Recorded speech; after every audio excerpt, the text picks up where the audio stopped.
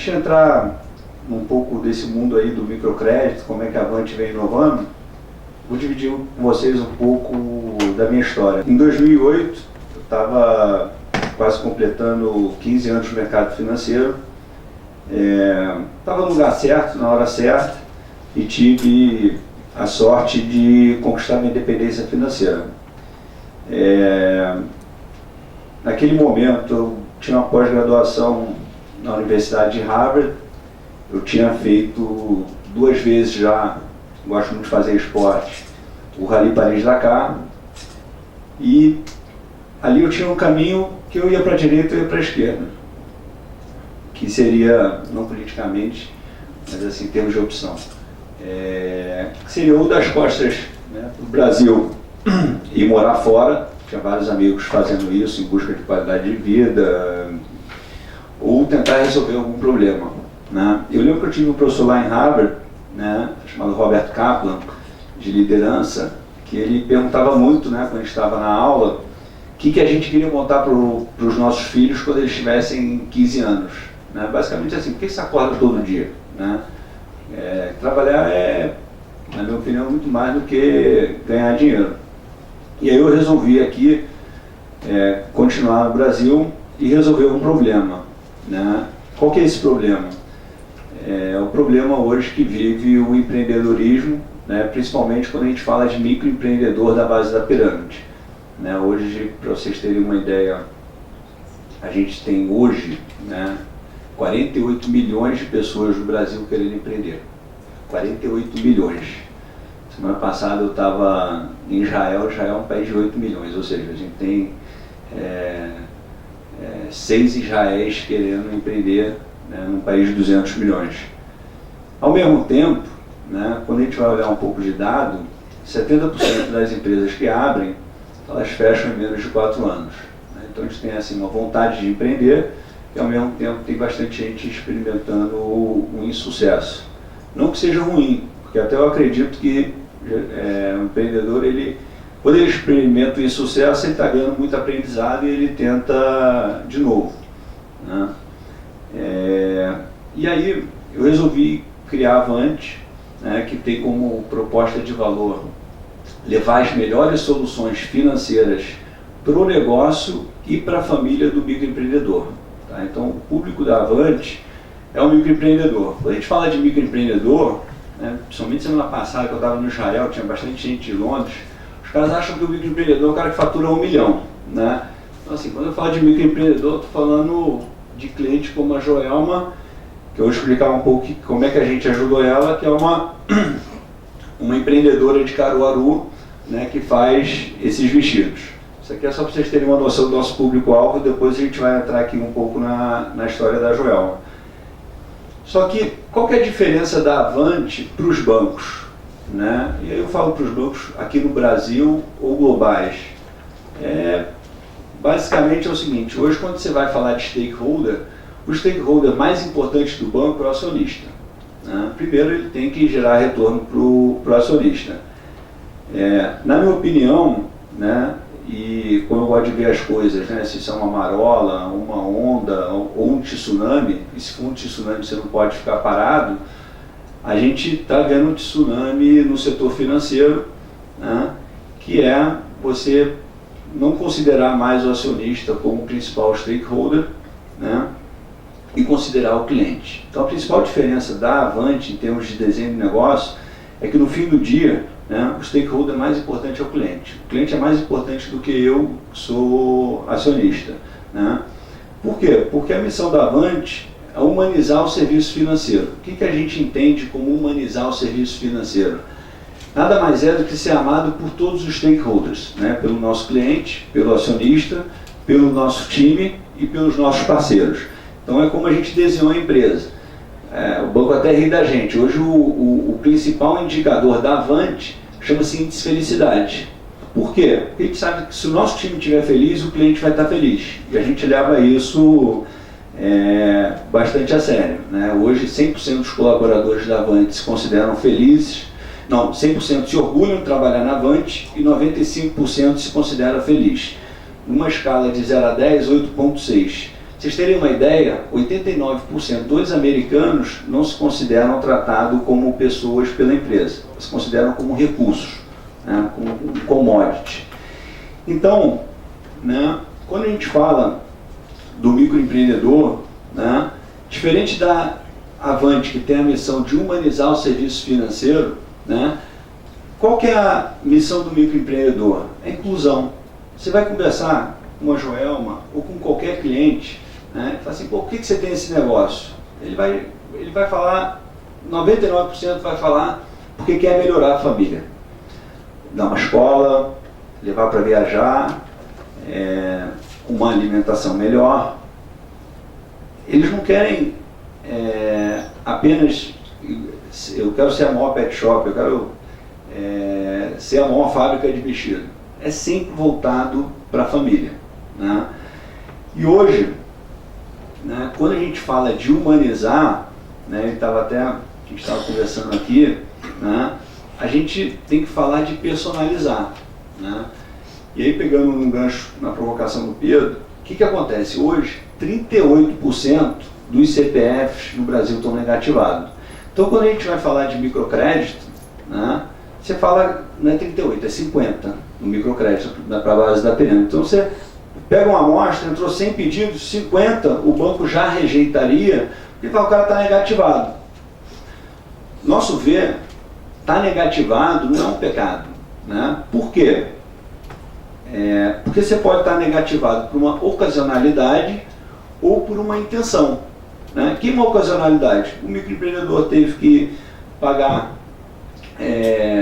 um funeral para enterrar algum familiar, ele pode ter que ter um tratamento de saúde da família, ele perdeu o emprego, demorou para se colocar e resolveu empreender, né?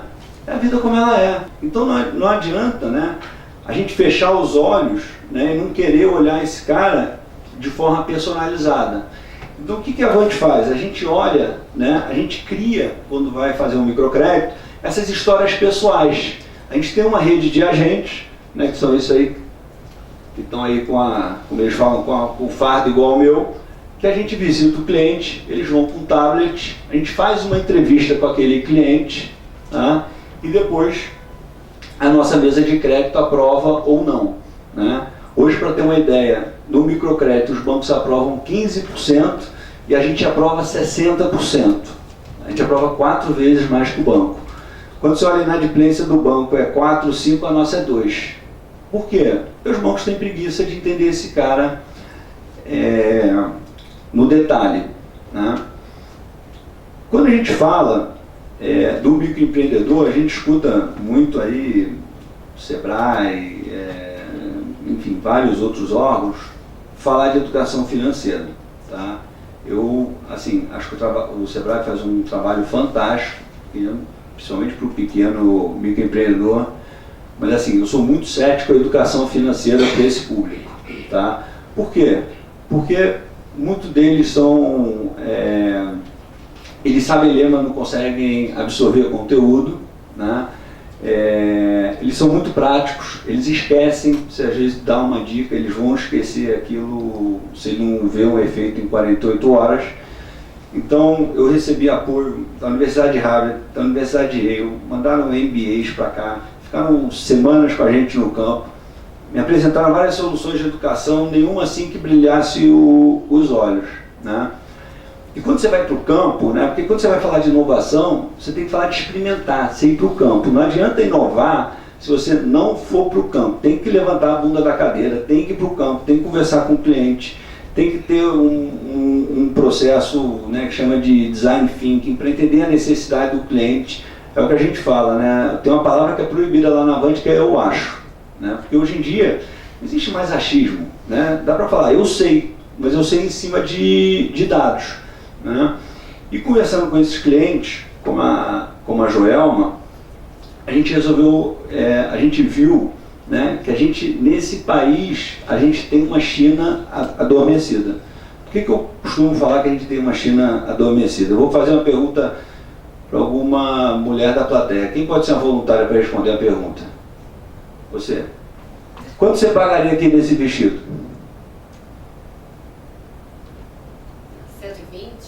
120.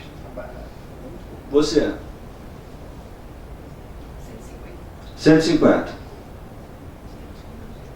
Você, quanto você pagaria nesse vestido aí para dar de presente? É bordado? É. R$200. 200 reais. Alguém pagaria menos de 100 nesse vestido? A realidade, o público que está mostrando é 60. 60? É. Tá. Então, vocês estão completamente errados. Esse vestido ele custa 12 reais. 12 reais, né? Em Santa Cruz, interior do Pernambuco, né? Ela faz 2.000 vestidos, né? Faz ela, o marido, 2 filhos e 2 sobrinhos. Dentro dessa casa aí tem 8 máquinas de costura, né? Mas o que acontece? A Joelma ela vende por 12. Aí vem outra pessoa vende por 24. A outra por 48. E aí vem um terceiro que vai vender para o consumidor final por 96. Tá? É a vida como ela é. Então hoje, né, a gente tem, né, uma capacidade de produção dentro dos polos, né, porque o Brasil tem polo de tudo, polo de jeans, de lingerie, de modinha, de sapato, juteria, né? Só que esses polos estão completamente desconectados, né? Quando a gente percebeu isso, né, a gente viu uma oportunidade enorme para substituir a educação pela uma forma prática. O que a gente fez? A gente criou um e-commerce que a gente coloca todos esses microempreendedores, né, para começarem a vender não só para o redor de Santa Cruz, que eles atingiam ali 200 quilômetros, para o Brasil inteiro. Pô, por que ela não pode vender para outras regiões? E aí o que aconteceu? A pessoa falou, pô, mas está pensando grande, vender para o Brasil. Começou a vender para o exterior. Então hoje a gente pegou alguns microempreendedores que fabricavam na casa de 8 mil, 20 mil, e eles hoje, com esse cenário de crise, estão fabricando 100 mil. Por quê? Porque eles estão começando a vender num marketplace que a gente criou para eles, né? E o outro que estava na favela, né, que acha que está comprando da fábrica, porque o cara chega lá na favela, ele fala que ele é da fábrica, mas ele não é. Ele é um representante, ele é um atravessador. Em vez dele pagar 48, né, ele começou a pagar o quê? 15. Porque a Joelma agora não vende mais por 12, ela vende por 15, ou mesmo por 20. Então criou-se uma relação ganha-ganha, né, entre o microempreendedor que vive da revenda e o microempreendedor que é o pequeno fabricante. Isso com o quê? Com tecnologia, né? Então o que a Avante hoje está fazendo é levar o quê? Crédito, porque a hora que ela sai de uma produção de 5 mil, 10 mil e vai para 100, ela precisa o quê? Ela precisa de comprar mais máquina de costura, mais tecido, né? E ela vai conhecendo o histórico dela. Para mim, né, além de ajudar eles, eu começo a ter o quê? Dados. Né? Eu sei quanto que o microempreendedor compra de estoque, eu sei quanto que ela vende, fica mais fácil para mim também dar o microcrédito, porque não adianta a pessoa precisar de 15 e você dá 3. Né? Por isso que a gente fala de humanizar, é você dar um microcrédito personalizado, né? Criar essas histórias. Então, a Avante hoje, né, 100% focada nesse público, né? A gente hoje está atuando no Brasil, mas a gente quer ser uma empresa global, né? E a gente entende que o Brasil hoje tem uma locomotiva adormecida, que são esses microempreendedores, né? São informais? São informais, né? O Bill Gates era informal, a Henry Ford era informal. É impossível, né, ela ter esse preço se ela for formalizar, né? O Brasil não é um país que ele foi desenhado para o microempreendedor ser formal. Eu, se fosse microempreendedor, seria informal. E eu falo isso para qualquer pessoa, porque a carga é muito pesada para esse tipo de público, né? eu acho que está na hora assim, de tanto o setor público como o privado olhar com mais carinho. E a gente resolveu, pela ótica do privado, abraçar essa causa.